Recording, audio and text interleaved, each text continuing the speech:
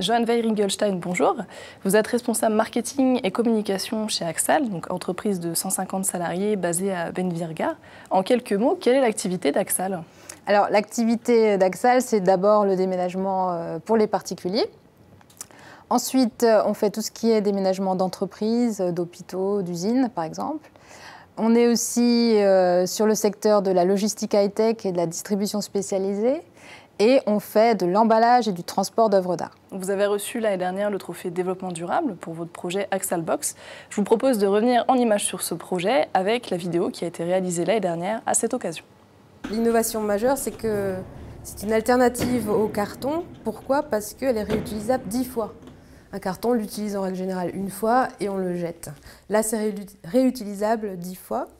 La matière, c'est du polypropylène. On a développé ce produit avec Kaisersberg Packaging, Kaisersberg Plastique. L'avantage aussi, c'est que, bien sûr, il est plus résistant qu'un carton au niveau de l'empilement. Il est palettisable, pliable. Il est résistant à l'humidité. Et ce qui est différent aussi d'un carton classique, c'est qu'on peut mettre un plomb pour sécuriser l'ensemble.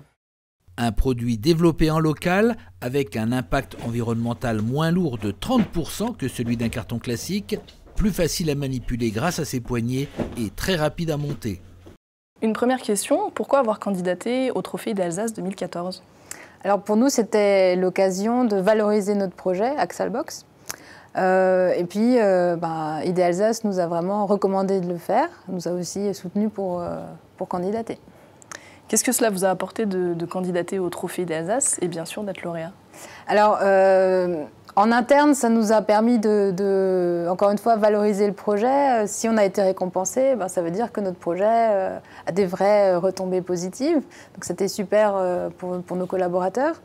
Et en communication externe, on a eu de belles retombées dans la presse alsacienne, sur le web. On a eu une superbe vidéo qu'on a réutilisée après sur nos sites internet et en interne. Et comment se déroule le processus de sélection? La première étape, c'est de remplir le dossier, qui est vraiment accessible. La deuxième étape, c'est l'audition devant le jury, où on présente son projet. Voilà. Est-ce que vous avez un conseil à donner aux entreprises adhérentes qui souhaiteraient candidater? Un conseil peut-être dans la rédaction du dossier? Moi, ce que je pense, c'est que si le projet est bien et que la personne... il faut quelqu'un qui porte un peu le bébé, on va dire, quelqu'un qui soit porte-drapeau. Il n'y a pas de frein à candidater, c'est que positif.